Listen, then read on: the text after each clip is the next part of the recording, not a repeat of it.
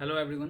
तो आज हम लोग जॉइंट स्टॉक कंपनी का पार्ट 2 करने वाले हैं। तो पार्ट 1 में हमने कॉन्सेप्ट पढ़ा, फीचर्स पढ़ा और मेरिट्स डिमेरिट्स पढ़ा। तो इस सेकेंड वीडियो में हम लोग टाइप्स ऑफ कंपनी पढ़ेंगे। तो 3 तरह की कंपनी हो सकती है, एक प्राइवेट कंपनी, एक पब्लिक कंपनी और एक वन पर्सन कंपनी। जो हाल में ही वन पर्सन कंपनी भी आई है और वो भी प्राइवेट कंपनी का ही एक पार्ट है। तो आगे देखते हैं प्राइवेट कंपनी किसे कहते हैं। प्राइवेट कंपनी का मतलब क्या हो गया कि it restrict the right of members to transfer its shares. इसका मतलब क्या हो गया, जो भी मेंबर्स इसमें होंगे उनके राइट्स को रेस्ट्रिक्ट किया गया है। किस बारे में? तो ट्रांसफर ऑफ इट्स शेयर्स, वो अपने शेयर्स को सेल नहीं कर सकते हैं, रेस्ट्रिक्शंस है। ठीक है, यानी वो जब चाहे उसका सेल नहीं कर सकते हैं, सेल तो कर सकते हैं लेकिन उसमें कुछ ना कुछ रोक लगाया गया है। ठीक है, इजीली जैसे पब्लिक कंपनी सेल कर पब्लिक कंपनी में शेयर सेल किया जाता है, वैसे प्राइवेट कंपनी में नहीं होता है।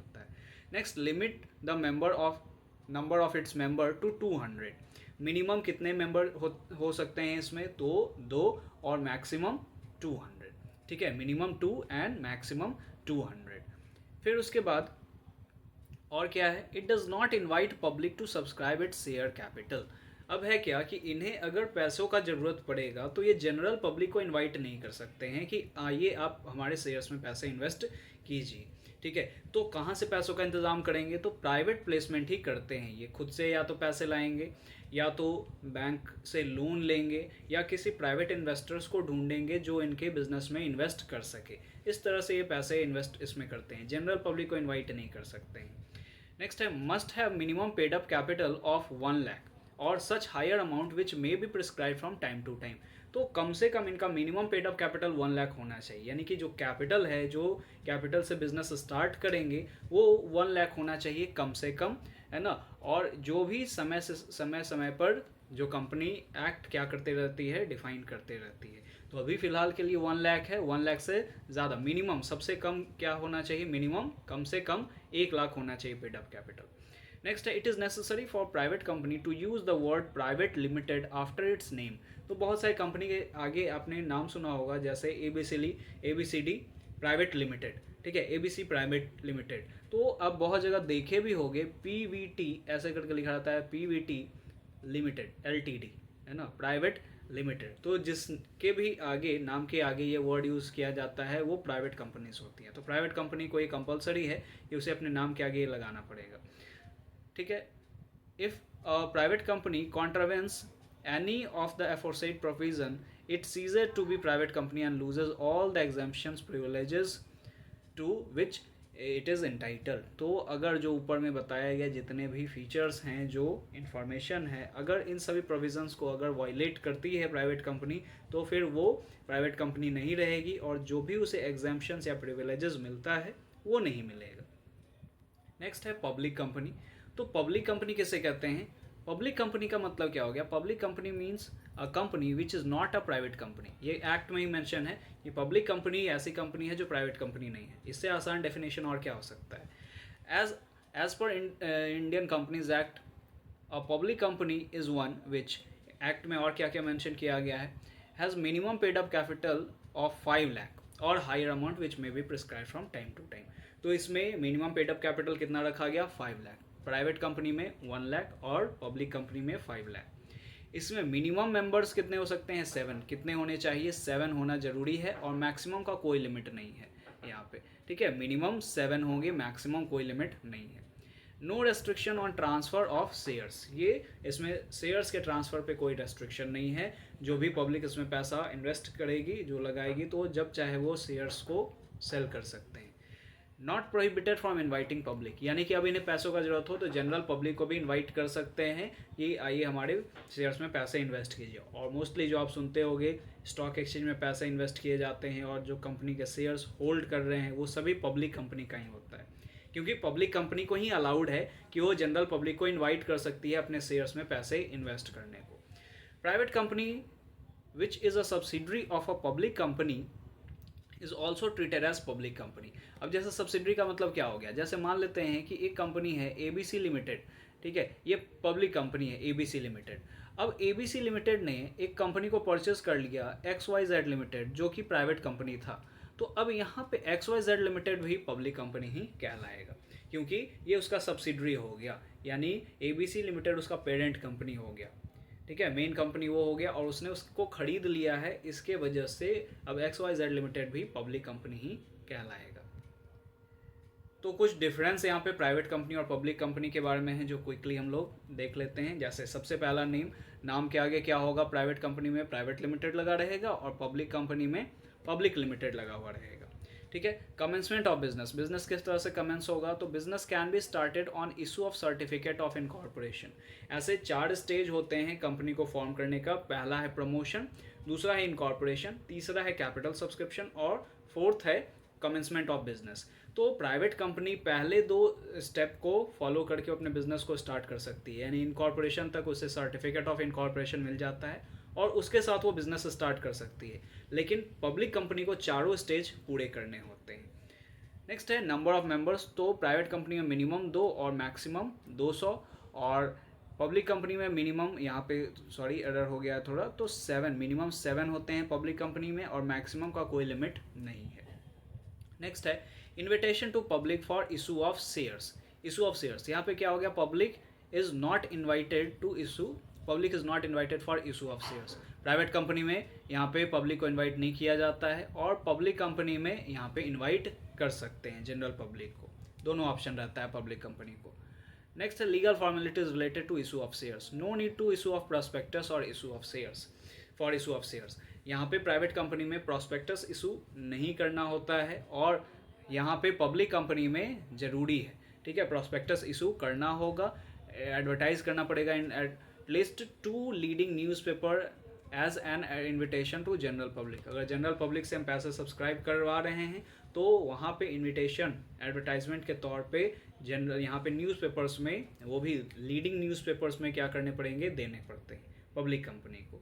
इसके बारे में और डिटेल में आप पढ़ोगे जब फॉर्मेशन ऑफ कंपनी में आपको पढ़ाऊंगा, ठीक है। तो फॉर्मेशन ऑफ कंपनी में और भी प्रोसीजर जब डिटेल जाएगा तो ये प्रॉस्पेक्टस किसे कहते हैं, है ना, फिर उसके बाद आगे वर्ड आएगा मेमोरेंडम वगैरह का, ठीक है, सर्टिफिकेट ऑफ इनकॉर्पोरेशन, वो स्टेजेस किसे होते हैं, वो सभी चीज़ें आपको वहाँ पे क्लियरली डिफाइंड हो जाएंगी।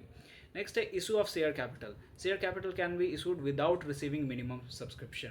अब ये भी उसी का एक स्टेज है फॉर्मेशन ऑफ कंपनी का। तो पब्लिक कंपनी को क्या होगा कि बिजनेस स्टार्ट करने के लिए 90% सब्सक्रिप्शन का यहाँ पे क्या होना चाहिए, आ जाना चाहिए, यानी कि लोग सब्सक्राइब कर लें। जैसे शेयर इशू कर दिया गया 1 लाख, तो 1 लाख में से 90% यानी 90,000 क्या होना चाहिए, सब्सक्राइब हो जाना चाहिए। लेकिन प्राइवेट कंपनी में ऐसा कुछ नहीं है, मिनिमम सब्सक्रिप्शन के अलावा भी वो बिजनेस स्टार्ट कर सकते हैं। नेक्स्ट है इसमें minimum paid up capital. Minimum paid up capital क्या हो गया, कितना है, 1 लाख है प्राइवेट कंपनी में और पब्लिक कंपनी में 5 लाख है। मिनिमम नंबर ऑफ डायरेक्टर्स, तो कम से कम 2 डायरेक्टर का होना जरूरी है, किसमें, प्राइवेट कंपनी में, 1 पर्सन कंपनी एक्सेप्शन है, और मिनिमम डायरेक्टर्स पब्लिक कंपनी में 3 होने चाहिए। Quorum, minimum 2 members to be present in general meeting. General meeting में 2 मेंबर कम से कम जनरल मीटिंग में यहाँ पे प्रेजेंट होने चाहिए और यहाँ पे कम से कम 5 मेंबर होने चाहिए, तभी जाके कोई पर्टिकुलर डिसीजन पास होगा। ट्रांसफरेबिलिटी ऑफ शेयर्स, तो शेयर आर नॉट ट्रांसफरेबल, यानी कि इजीली सेल वहाँ नहीं होंगे प्राइवेट कंपनी में, और पब्लिक कंपनी में इजीली ट्रांसफरेबल है। आगे बढ़ते हैं, हमारा है 1 पर्सन कंपनी। तो 1 पर्सन कंपनी किसे कहते हैं, 1 पर्सन कंपनी का मतलब क्या हो गया, ये एक प्राइवेट कंपनी का ही हमारा सबसेट है। तो 1 person company is a private company which can be incorporated with 1 member only. एक ही मेंबर यहाँ पे स्टार्ट कर सकता है। ये नया कॉन्सेप्ट हमारा आया है, ठीक है, वो स्टार्टिंग वाले कॉन्सेप्ट में 1 पर्सन कंपनी नहीं था। तो 1 पर्सन कंपनी सोल प्रोप्राइटरशिप के जैसा है कि उसमें एक ही मेंबर रहते हैं और यहाँ पे ये कंपनी फॉर्म करते हैं। तो रजिस्ट्रेशन यहाँ पे कंपलसरी हो जाता है, सोल प्रोप्राइटरशिप में तो कंपलसरी नहीं है। Formation of 1 person company requires minimum 1 director and 1 share holder. एक डायरेक्टर और एक शेयर होल्डर का होना जरूरी है। Same individual can be director as well as share holder. वो सेम पर्सन डायरेक्टर भी हो सकता है, शेयर होल्डर भी हो सकता है। Thus, a single person can set up a company on his her own. As per Section 3(1) of Companies Act 2013, only a natural person who is Indian citizen and resident of India is eligible to act as a member and nominee of an 1 person company (OPC). तो अब यहाँ पे आप समझो कि सबसे पहला natural person का होना जरूरी है, आर्टिफिशियल पर्सन यहाँ पे नहीं होगा। वो जो मेंबर होंगे वो नेचुरल पर्सन होंगे। दूसरा, इंडियन सिटीजन, इंडिया का सिटीजन होना जरूरी है। रेसिडेंट ऑफ इंडिया यानी कि इंडिया में ही रहे, उसका इकोनॉमिक इंटरेस्ट भी इंडिया में ही हो। तो रेसिडेंट और सिटीजन सिर्फ दोनों यहाँ पे होना चाहिए, तभी वो एलिजिबल होगा 1% कंपनी का मेंबर होने के लिए, और 1% कंपनी तभी फॉर्म हो पाएगा।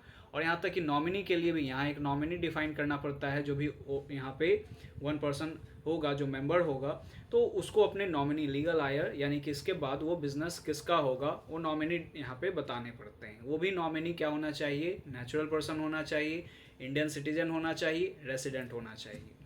नेक्स्ट है इनकॉर्पोरेशन। इनकॉर्पोरेशन का बात यहाँ पे अगर करते हैं तो incorporation, 1% company is incorporated as private limited. The word 1% company should be mentioned in bracket below the name of 1% company.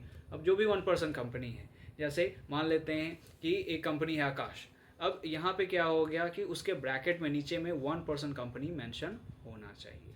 ठीक है, तो इनकॉर्पोरेशन में ये हो गया। नेक्स्ट इसके फीचर्स है मेंबरशिप। तो मेंबरशिप कैसा होना चाहिए, तो एक मेंबर यहाँ पे डायरेक्टर भी हो सकता है और सेम मेंबर वहाँ पे वो ओनर भी यानी कि शेयर होल्डर भी हो सकता है। वो पर्सन कैसा होना चाहिए, नेचुरल होना चाहिए, इंडियन सिटीजन होना चाहिए, रेसिडेंट होना चाहिए इंडिया का। 1% can not be incorporated more than 1% company more than 1 OPC। तो एक जो पर्सन है वो एक से ज़्यादा वो OPC नहीं फॉर्म कर सकता है। जैसे मैं अगर एक कंपनी ओपन कर रहा हूँ तो मैं एक से ज़्यादा 1% कंपनी ओपन नहीं कर सकता।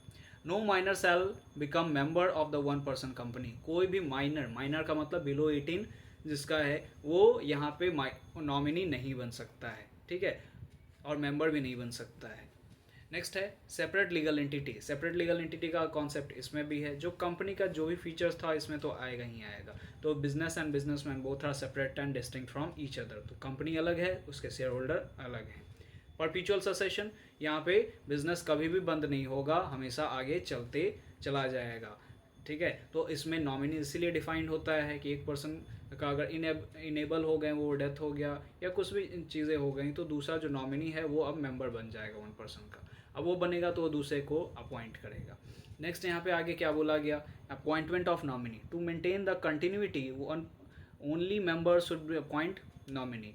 ठीक है, वो मेंबर को नॉमिनी अपॉइंट करना पड़ेगा। The name of the nominee other person must be indicated in the memorandum. ठीक है, मेमोरेंडम एक बहुत इंपॉर्टेंट डॉक्यूमेंट होता है कंपनी का, तो मेमोरेंडम ऑफ एसोसिएशन उसे कहते हैं। उसमें मेंशन करना पड़ेगा with prior written consent of nominee. Nominee का पूरा कंसेंट होना चाहिए कि वो मेंबर बनना चाहता है या नहीं होना चाहिए, वो रिटन कंसेंट के साथ उसमें मेंशन होगा। No minor shall become member of 1% company और hold share with beneficial right. तो कोई भी माइनर ना ही मेंबर बन सकता है 1% कंपनी का, ना ही नॉमिनी बन सकता है। शेयर कैपिटल, इसमें minimum paid up capital 1 lakh होगा क्योंकि ये भी प्राइवेट कंपनी ही है। और लिमिटेड लाइबिलिटी, इसमें जो भी 1% होगा उसका लाइबिलिटी लिमिटेड होगा जितने का उसने शेयर्स इन्वेस्ट किया है। ठीक है, उससे ज़्यादा उसके पर्सनल प्रॉपर्टी वगैरह इसमें लाइबल नहीं होंगे। ठीक है, तो सोल प्रोप्राइटरशिप से कुछ इस तरह का अलग भी है ये। तो ये 1% कंपनी हो गया। तो अभी हमने टाइप्स ऑफ कंपनी पढ़ा, तो कंपनी का पूरा टॉपिक खत्म हो गया, और साथ ही साथ आपका ये second chapter forms of business organization भी खत्म हो गया, जिसमें हमने क्या क्या पढ़ा। तो हमने पढ़ा सोल प्रोप्राइटरशिप, फिर पार्टनरशिप, है ना, cooperative societies, joint Hindu undivided family business और जॉइंट स्टॉक कंपनी पढ़ा। तो ये चैप्टर आपका फाइनली ओवर हो गया। आप अगर प्रीवियस वीडियोस नहीं देखे हो तो आप पीछे जाके आप देख भी सकते हो, या फिर यहाँ पे प्लेलिस्ट में मेंशन होगा, आप इसमें भी आप जाके देख सकते हो। Okay, thanks for watching, thank you everyone.